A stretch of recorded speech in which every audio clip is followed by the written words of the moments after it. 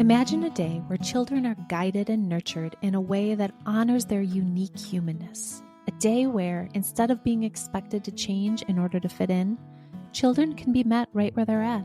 Welcome to Where They're Planted, a podcast for parents and care providers of unique children. Caring for a child with a developmental, emotional, or behavior challenge, a neurodiverse brain, or difficult early life experiences can be confusing and exhausting. On this podcast, we'll help your child flourish and strengthen their roots by helping you not only understand them, but also gain the skills to help them bloom where they're planted. We'll use brain science, nervous system tools, collaborative strategy sessions, and a deep understanding of the developmental process to create a fertile environment around your child in order to nurture their growth. I am your host, Jen Bluske, an occupational therapist with over 25 years of experience and a parent coach. My most closely held title, however, is that of a single mom of 2 thriving adopted kids, so I have walked this walk. I am truly excited to share, teach, and dive into these important topics on each episode. I am so excited to be talking to you guys today. As I record this, we are on the eve of Thanksgiving. You won't hear this for a few weeks yet. With all of the busyness and the planning and the family time, I'm reminded that sometimes less is more. So for our episode today, I am going to do a quick Q&A for you guys and answer a few more of the questions from you that I hope can shed some relevance to your life today and maybe let you feel heard as a parent, maybe give you a couple aha moments or maybe just a few ideas to try. Sitting with parents and talking through the deeper understanding of the how and the why for some of these questions is one of my favorite things to do. So feel free to keep these questions coming. The first question I had is from a parent who says, my son is 4 years old. While he does not yet have a formal diagnosis, we suspect that he might be neurodivergent. He's high energy. He still seems to really need me to calm him down, gets overwhelmed easily in stimulating environments. When we're out in public, he's not able to stop his actions when I tell him no or stop his body for safety. I'm worried not only about him doing something that he shouldn't, but also for his true safety. I don't want to keep yelling, and even yelling isn't working. How do I support my child when they are not listening to no or stop? And so for this mama who wrote in, this is just such a common question I get as an occupational therapist and as a parent coach is, I'm really worried about their safety. I'm really worried to take them out in public. What do I do? How do I help teach that skill as a parent that can really bring up our nervous system dysregulation because there's a lot of eyes on us in public and there's the real sense of safety that we want to keep our kids safe in parking lots and parks and things like that. And so in order to answer this question, I want to think about it in a few ways. So generally, if you've listened at all, we're really looking around a behavior and under a behavior to really understand it. And it's our understanding of a behavior or something our child is doing that leads us to the solutions. It leads us to some wondering and some ahas. And so in this case, the first thing I'm really thinking about for this situation is, do we know anything about the environments that this usually happens in? I know that in the question, it sounds like potentially overstimulating environments are some of the times when we're seeing this. So overstimulating environments are going to be when we're out in public, when there's a lot of excitement, when there's a lot of new things to look at, when there's maybe less visual boundaries. And what I mean by less visual boundaries is when you're sitting in a room, there's literally 4 walls holding you in. When you're out in the mall parking lot or when you're at a park, there's just a lot of open space that our bodies have to find where they are in. We have to be able to orient to our space. And so my question is, for this child, are we seeing that these big, open, overwhelming spaces is when this skill is really more challenging than, for example, in the living room at home? That gives us information. The information that gives us, which then leads to the strategy is, I wonder if this little guy isn't yet able to know where he is in space well enough to know how to orient back to his parent. Right? So orienting means like, oh, you're over there. It's the turn and look. It's the finding something in our environment. And so the strategy when I think about environment and how we make an environment smaller for a child is I might be really thoughtful about always pointing out the lines on the sidewalk. I might be thoughtful about giving some touch cues. We're going to walk along the wall and touch the wall or the fence in order to just sort of help build some compensatory strategies, really, about how we organize in big spaces. As a parent, if we know we're going to need to say no or stop, I might make sure we're playing in a little bit smaller environments. And when we need to be in the bigger environments, I might make sure I have some touch, right? Some touch cues on him. This is a good old fashioned holding of a hand or containment in some way to just create safety, right? Is his skill at the place yet where he can do that? Or do we need to really teach it? Then how we play and we practice and we explore is in safer environments where there is four walls, right? Where we're not able to run into a road. I might explore with some good old fashioned hide and seek. And what I mean by hide and seek is I'm going to move. Oop, I'm sitting next to the chair behind the chair, fully visual, fully in sight. Come find mommy. Here I am. And see if we can just get this little guy to turn and see you, right? Turn to mom. Find my voice in space and turn. That's step one to listening to a stop or a no. The other strategy that I really think about with our kids when we're, in these big open spaces and when we're not hearing stop and no is, are we doing a good job of giving the brain the time to catch up? Are we foreshadowing enough? Again, as adults who are busy, we have a lot going on in a day. It's pretty common for us to realize like, oh, we got to leave the park. All right, come on, Johnny, let's go. Right? If a child has some neurodivergent tendencies, if they have some sensory processing differences, that ability to switch that quickly can be really, really challenging and really can create some difficulty with success. And so I might think about foreshadowing for 5 to 10 minutes about what is going to happen. We're predicting the behavior. In a few minutes, we're going to run to the car. Run, run, run, run, run. We're going to run to the car. Run, run, run, run, run. Grab hands, run to the car. And so then when it's time to run to the car and leave the park, I'm going to be in really close proximity. It's time to run to the car. Ready? And I'm going to have a touch cue already ready. I might be holding his hand, or I might be in proximity and I might race to the car in a way that again helps him attune into us. Our end goal is for our child to be able to stop and eventually independently organize in space and make those decisions for themselves. But we need to start where they're at. And so foreshadowing is a nice thing. I've already kind of alluded to it that I use a lot of ritual. I use a lot of repetitive patterns with my kiddos who are struggling to do things quickly. So that stop go, right? That sort of inhibiting a behavior. I use a lot of rituals around that. I might have a special little sing song that I'm going to do every single time I need them to cue into me. Our teachers, if there's any teachers listening, our teachers do this all the time, right? The cleanup song and all of those things, those are entrained in kids' brains in order to help their brains sort of process that shift.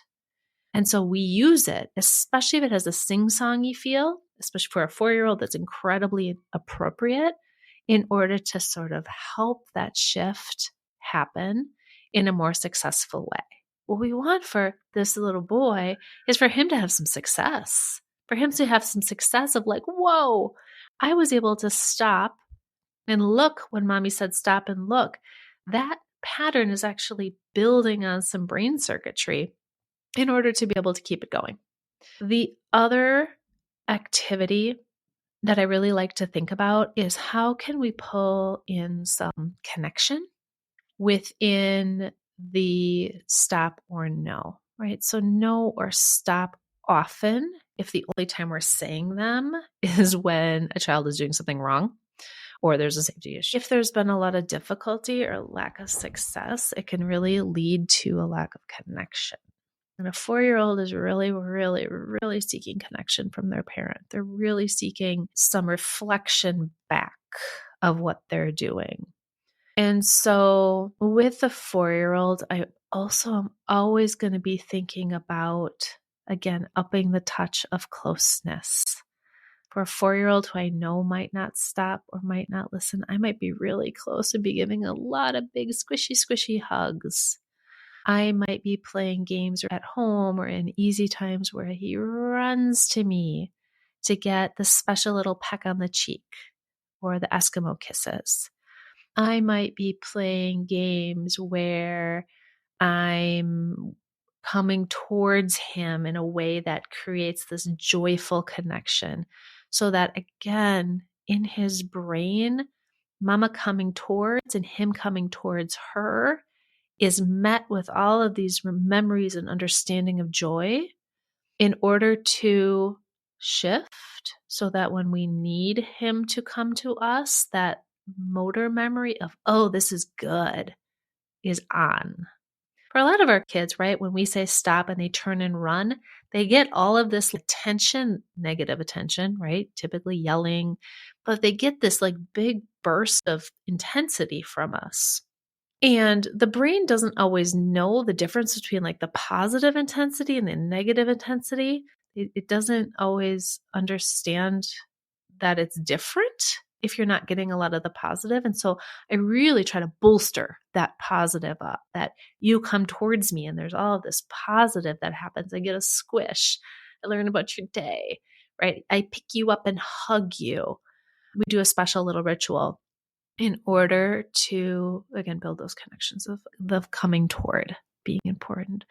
So, right, this isn't a fast solution. None of my solutions are typically fast. From a safety perspective, we're going to be really aware of the environment and we're going to be really close to his body when we know this is happening until we're able to go ahead and build some of those skills in for him, which will support him long term. My second question for today is, my daughter is 9 years old, and we have noticed a pattern each school year that when after school happens, it is just so challenging.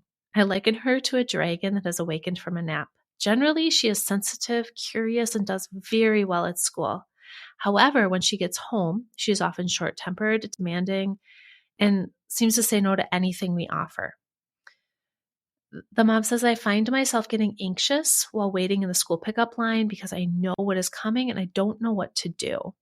Are there some strategies that might help make this transition home more tolerable for everybody? Oh, parent, I hear you. This is such a hard one, right? Our kids who are really sensitive, who have really sensitive nervous systems, and who are really attuned and often very bright, thrive in school. And it zaps their nervous system. It's so much. There's so much to process in a school day. If you really think about it, I think about this often. I don't know if I could make it through a school day anymore. There's just so much sensory information. There's so much social information. There's so much emotional information. There's so much movement. There's so much sitting still, right? Like constricting in against our natural urges because we're being asked to sit and attend and look. And then that's not even talking about the learning that's happening. So there's so much that's happening at school. Our sensitive nervous systems, often the pattern I see is the pattern like this, where there's this sort of letdown. There's this like letting down of all of the things that the child has been holding onto during the day. We talked about in our past couple episodes about PDA, we started talking a little bit about masking, right? And that's the child really understands like what they're supposed to do and kind of holds it together to do it, but it's not in alignment with what their body is feeling they need. And so for this, I think that having some compassion for our kids, our lives are busy. Our kids' lives are really busy. I think that understanding what the nervous system really needs is important. And the place I start with all of my kids who are struggling after school is basic needs. I'm talking rest, food, and water. And so one really sort of concrete strategy that I give parents is, if you are in a position to be picking them up from school, I want you to meet them with water and food. It needs to be delivered to them immediately. I know in my family, we had a long car drive and I had a snack bucket that just lived in my car because I'm not that planful. And so I wasn't going to remember some snack and water every day. So we just had something in the car so that if there was a basic need of food or drink that needed to be met immediately, I could meet it. We didn't have to talk about it. We didn't have to make decisions about it. They didn't have to wait until they got home. Basic needs. When we're thinking about rest, this is simply giving the kids a moment when they get in the car before we start in on all of the things that are happening for the night. I might stay quiet and wait for my child to open up to me about their day. I might not ask questions of them immediately. It's one more demand when the nervous system is already zapped. In this case, we know that the nervous system is zapped because we're getting some pushback from this child. I might just give a moment of rest. Quiet music, comfortable music, known book on tape, things that just provide comfort in that car ride or right immediately when we get home if you don't have the car ride.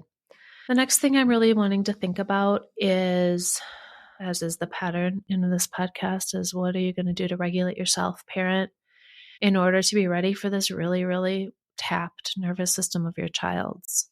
And so the prep work you do for yourself is going to be vital, right? Likely you've also had an incredibly long day. Likely your basic needs are also not met. Likely you also need some rest. And so what can you do on the drive to school to pick up the child to support yourself, or the drive home from work in order to meet the child or to pick them up at after school care in order to regulate your nervous system? Same things apply. Food, water, rest. You're not going to be able to do a ton of close your eyes if you're in a position of driving, but can you create silence in the car? Can you use one of the apps and turn on some of the organizing, regulating sort of quiet music? Can you focus on your breath? 30 seconds, focus on your breath. Breath works for some, not for others. Can you do a progressive muscle relaxation while you're driving in the car? That's something that could be done safely in a car. Can I, tense my arms and let my arms go? Can I tense my legs and let my legs go? Can I do those things while I'm getting ready to pick up my child? So that is how we reset our nervous system, because we need to share our regulated nervous system for this little lady in those moments. She doesn't have anything left. That's what the defiance is about. That's what the demanding is about, is we need to be able to share our regulated nervous system, because what we're wanting to teach her is how to reset her own nervous system after a long, hard day. The next strategy I really like to think about is our kids who are really holding it in, and then there's this sort of like emotional blowout that happens after school. Either the anxieties of the day, or like, I need to tell you all of the wrongs that have happened to me with all my friends. And again, this is healthy. And if we can really hear our kids, we don't need to solve their problems. We don't need to strategize. We need to hear it. We need to be like, yeah, that was hard. Oh, I hear you. Oh, your friend sounded like they were really, really making you mad today. Yeah, that's all I might do. The visual I like to give parents is our children's emotional blowout is like rain on a window. We're watching the rain go down the window, but it's not ours to take. We're just observing it. We're observing the structure. We're observing the amount. We're observing it, and we're often verbally observing it back to them. I hear you. I hear how tricky that was today. I hear you're really tired. Okay.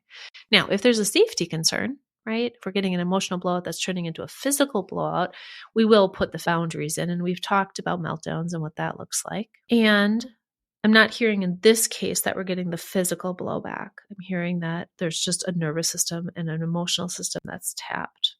The last strategy I like to really think about for our kids who have kind of held it together throughout the day and then things are just really, really hard is, how can we create some predictability for everybody? Can we create some known? Can we create some known for you? Can we create some known for your child? Known might be like every day after school we get home and there's 30 minutes of relaxation. Or it might be we're going to go outside after school. Some kids that really works for, they need the movement, and some need to be like in a ball in their bed, and that's okay. That's okay. How can we create predictability so that we know that we can regroup from something hard? Again, this is a very adult skill that we're teaching this 9-year-old. We are able to manage our frustration tolerance, and then we're going to support our nervous system to recover. We're moving through the waves of our nervous system, our waves of life. And by helping kids move through those waves with predictability, creates safety, which then creates resilience in the nervous system. And so the predictability is powerful. If one day we're meeting our child with, oh, sweetie, we're going to take a break and we're going to get a special treat after school. And the next day it's like, go, go, go, go, go. We don't have time for anything. That's going to feel really confusing and really unsafe for a nervous system that's already overloaded. And so it's on the parent to figure out what the predictability is. There's thousands of ways of creating predictability, even with unpredictable situations. And so it might take a minute to figure out what the flow of your own predictability in your after school time period is, and then just stick with it so the nervous system can get used to it. I know that, again, this isn't a fast one. This is a slow and steady shift towards change, and all change comes in that, all true change comes in that way, in that slow and steady reorganizing of the nervous system and reorganizing of the patterns. And that's what I am hearing might be really useful for this little lady who has overwhelm. And hopefully, being at the age of 9, soon she's going to be able to start verbalizing some of that, which is just beautiful, right? Because today was a really long day. I need to go take a break in my room. Today was a super long day. I can't do anything more. It feels too hard. Well, now we have a negotiation point and we can problem solve together, as opposed to, no, I'm not going to, right? It's a difference. One is coming from a place of understanding and one is coming from a place of protection. So I hope that helps this mom, and I hope it helps more of you guys who are listening where after school times might be tricky. I think I'm going to leave the Q&As there today. I do want to talk about that coming up soon on Where They're Planted. We will be digging a little bit deeper into the diagnosis of autism and how we can honor and celebrate the neurodivergent brains. I really want to help gain a little bit of a deeper understanding. We know so much more now about autism than when I started practicing 25 years ago. I am watching the treatment, support, way of understanding, way of honoring shift so much. And I'm so excited to see where it's going to go. And I want to have a conversation. I want to have a really open conversation about how we be of support. My brain is not neurodivergent, right? It is upon me and everybody else to really look towards those who are neurodivergent in order to help understand, as an OT again, for the purpose of function, for the purpose of how do each one of us, neurodivergent brains, neurotypical brains, live our very best and most meaningful life, right? Isn't that the goal? Is that we live our best and most meaningful life? And for every human, that's going to look really different. And that's okay. That's necessary. And so I am looking forward to speaking to those who are neurodivergent themselves, those at the leading edge of this work, and really discussing how we support our neurodivergent kids right where they're planted. It's a big topic, and I look forward to any questions you all have that we can answer, or any insights you have that we can really talk about on those upcoming shows. All right. Enjoy the beginning of the holiday season and craziness. Remember, more is not better right now. And I hope you are all well. Talk to you soon. Where They're Planted is a Lit Path Studios podcast and is produced by Jamie Gale and Jen Bluske. Music is by Gaston Reen and Pod 5. Thank you for loving your child right where they're planted.